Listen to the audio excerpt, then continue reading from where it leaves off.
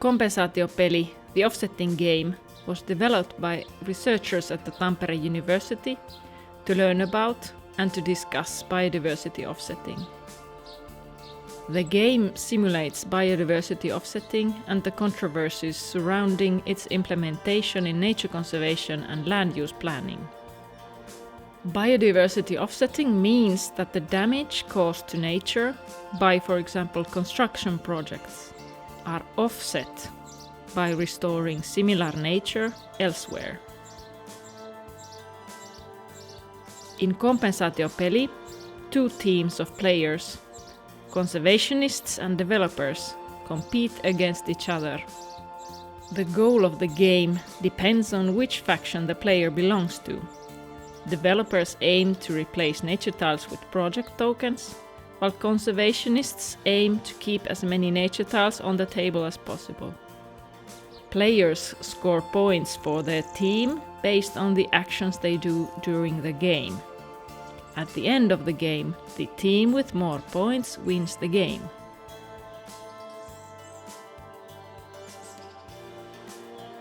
The game is played on a game board or play area consisting of 25 nature tiles set in a 5x5 square. The rest of the tiles are set aside as a draw pile. Every other tile on the outer rows of the square are turned face up. The funding deck consists of 25 resource cards and 8 dirty money cards, and it is used only by developers. The main deck consists of the rest of the resource cards, 2 dirty money cards, the knowledge cards, and the action cards in the chosen language. 3 cards are placed from the top of the deck, face up next to the deck. The permit cards in chosen language are shuffled together as the permit deck. The project headers and the project tokens are used by developers. 5 project tokens per developer. A marker is placed on the purple offsetting legislation card in the middle box with numbers from 3 to 4. On the score tracker, developers start at 0 and conservationists at 5. On the round tracker, start at 1. The score tracker keeps track of the points. Markers are moved according to points gained or lost during the game. The team with the most points at the end wins the game.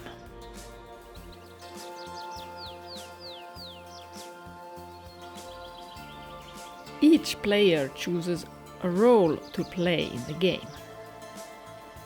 Roles are divided into 2 teams, developers and conservationists. The players use their hand cards to conduct various actions depending on their role. The developers aim to construct as many projects as they can by replacing nature tiles. The filthy rich moneymaker and the startup dreamer are always in the game, and in a 6-player game, 1 more developer can be chosen among the remaining 4 roles. Each developer player gains extra points when their own types of projects are constructed. The developers have to offset protected species on the nature tiles they are constructing on. There are 3 different conservationist roles in the game. When there are only 4 players, the burned out birder and the enthusiastic planet saver roles are played. Conservationists aim to keep as many nature tiles as they can by slowing down construction projects in different ways depending on their role. Conservationists gain points from placing their tokens, for example offsetting, conservation and protest tokens. After the roles have been chosen, each player gets their set of tokens.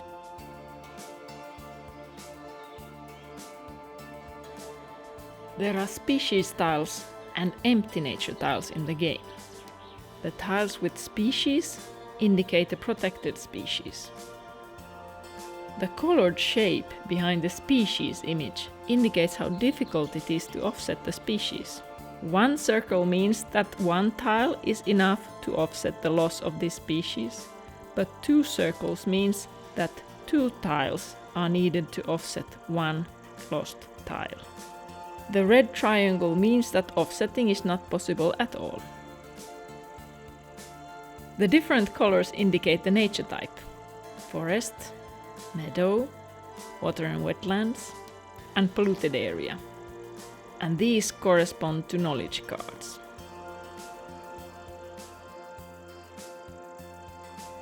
To each developer player, 4 cards are dealt from the funding deck and 1 card from the main deck. For each conservationist player, 5 cards are dealt from the main deck. Among the hand cards, there are 3 different types of cards: grey resource cards, purple action cards, and colorful knowledge cards. Dirty money cards are worth double compared to the normal resource cards. There are 2 two-sided reference cards for each player. The points card lists the points of both teams. The other card reminds about the possible actions during a player's turn and their costs. And on the other side, there is the sequence of the offsetting process. The filthy rich moneymaker opens the game. The turn order proceeds clockwise. To be able to plan and construct a project, developers need first enough open nature tiles for their plan. Opening them happens by a nature survey. Also, conservationists can do nature surveys. Nature survey means revealing the face-down nature tiles on the game board. A nature survey costs 1 resource card and allows the player to choose 1 face-down nature tile to turn face up.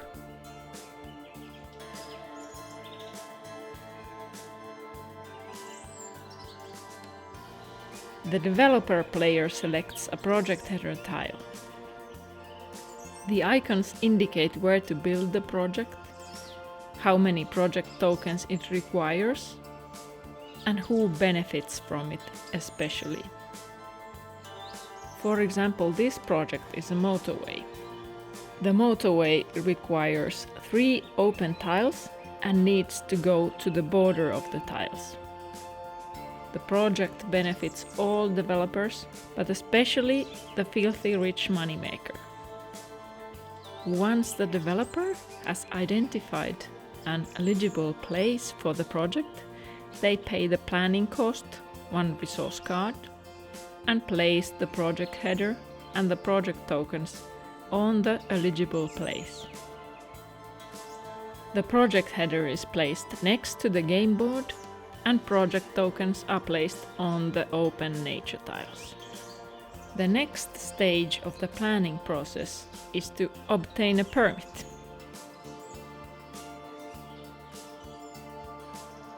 The permit process is an obligatory part of planning a project. Also, conservationist players can take part in the permit process. The permit process consists usually of 3 stages. In the first stage, called initial permit decision, the developer player planning the new project reveals the top card of the permit deck for everyone. In this case, the permit has been initially granted, but conservationists can appeal. In the second stage, the conservationists as a team decide first if they want to try to appeal the initial permit decision and if they can afford it. Appealing costs 1 resource card or a suitable action card with a gavel symbol. After payment, appealing is done by revealing the next card from the permit deck. If conservationists do not contest the initial decision, the developer player planning the project can also contest the decision, for example, to appeal against a red card. Third stage is the final court decision. The player or players who did not take part in the previous stage can now appeal once more by paying as explained before and revealing the top card from the permit deck. If the last permit card is green, the project tokens and header can stay to signify that the plan has been accepted by authorities. Read the possible side effects and permit conditions carefully. If the last card is red, the tokens and the header need to be collected away. The open permit cards are left next to the permit deck until the deck is finished and reshuffled.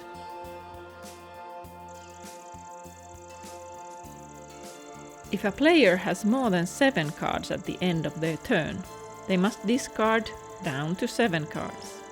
A player can also voluntarily discard 1 card, even if they have less than 7 cards in hand.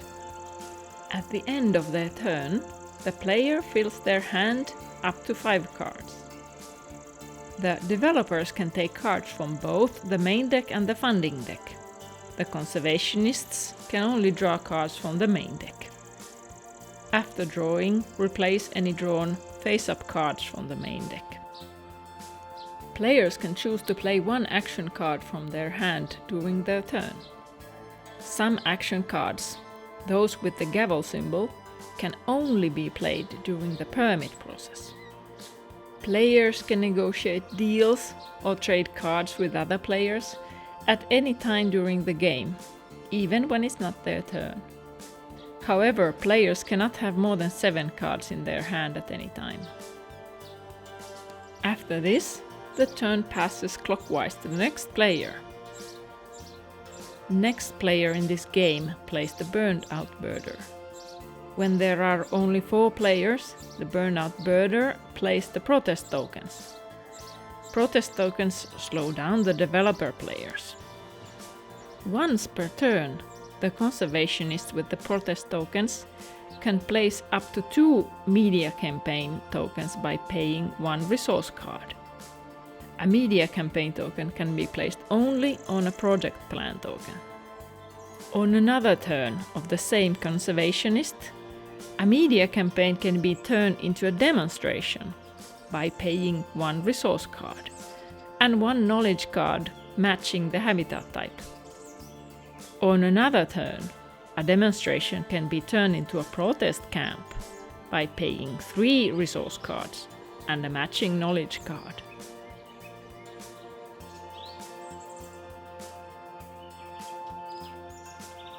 Surveys can be done as many as a player wants and can afford on their turn.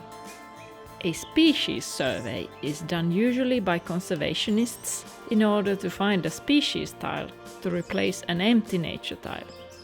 A species survey costs 1 knowledge card corresponding to the type of the chosen nature tile. The player reveals tiles from the top of the nature tile deck until they have found a matching species tile, or have revealed 5 tiles. If the player finds a matching tile, it replaces the original empty nature tile.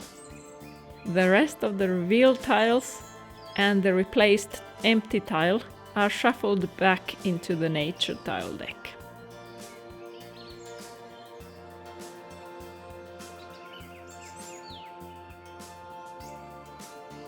The next turn in this game is the startup dreamer's turn. Usually they would start their own project plan, but in this game they want to construct the plan that was started by the filthy rich moneymaker. Even though the startup dreamer doesn't gain extra points from this project, they gain developer team points. A project that has passed the planning process can have its project tokens constructed on a different turn. Only 1 project token can be constructed per turn. A developer can construct a token from any project they want, but constructing needs to start from the token closest to the project header. If there is a protest token, a media campaign or a demonstration on the same tile as the project token that the developer is trying to construct, the protest token needs to be removed first. On their turn, developers can remove a media campaign by paying 2 resource cards. And if it has escalated into a demonstration, it requires also a successful die roll from 4 to 6.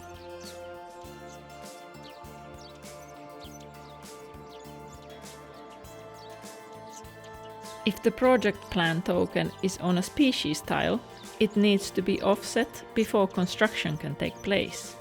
Offsetting can be conducted only by developers and the enthusiastic planet saver. Offsetting is conducted according to the value marked on the offsetting legislation card. The colored symbol behind the image of the species indicates the offsetting ratio of the tile. In this case, there is only one circle, so the ratio is 1. An open nature tile is chosen as the offsetting site. It needs to be of the same nature type. The cost of offsetting is 1 resource card and 1 knowledge card corresponding to the type of the nature tile.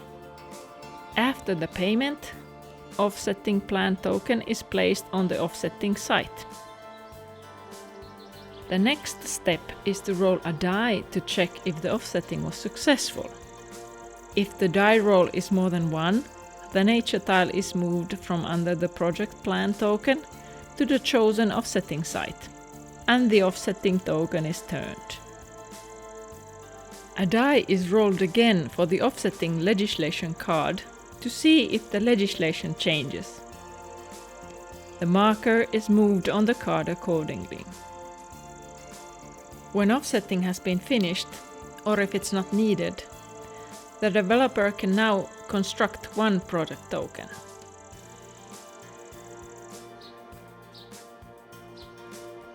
Construction costs 1 resource card and the chosen project token is turned around.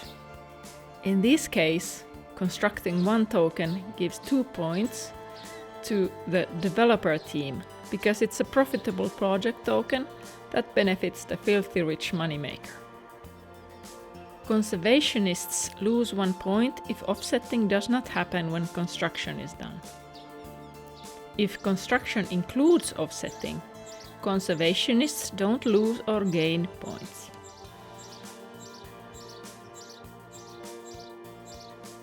The enthusiastic planet saver can restore polluted land tiles. Restoration costs 3 resource cards and a knowledge card. The knowledge card type used for payment dictates what kind of nature tile replaces the polluted land tile. The player can choose the tile matching the knowledge card freely. It doesn't matter if it has a species or not. This tile replaces the polluted land tile and a restoration token is placed on top of it. No other actions can be done on restored nature tiles. Restoration gives 2 points for the conservationist team. After each round, the round tracker is moved forward by 1. With 4 players, the game ends after 7 rounds. With 6 players, the game ends after 4 rounds.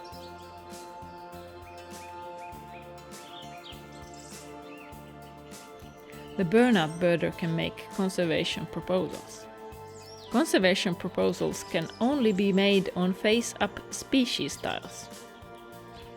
A proposal costs 1 resource card and allows the player to place up to 4 conservation proposal tokens on the chosen species tiles. Unlike other tokens, conservation proposals do not block other actions on that same tile. A conservation proposal that was made during a previous turn can be turned into a conservation area. The knowledge card used for paying has to match the nature type of the tile.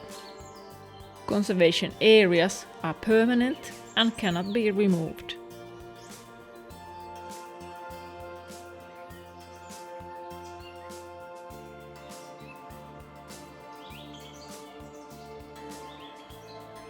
In this example, the developers constructed 3 tokens of a motorway, 2 tokens of a wind power plant, and 1 token of an ecological housing area, which equals to 6 constructed project tokens in total. The developer team gets +6 points for the 6 constructed tokens, 3 points for the 3 profitable motorway tokens, 2 for the 2 sustainable wind power plant tokens, 1 point for the sustainable ecological housing area token, and 1 for 3 clustered project tokens. In total, the developer team has 13 points. The conservationist team started with 5 points.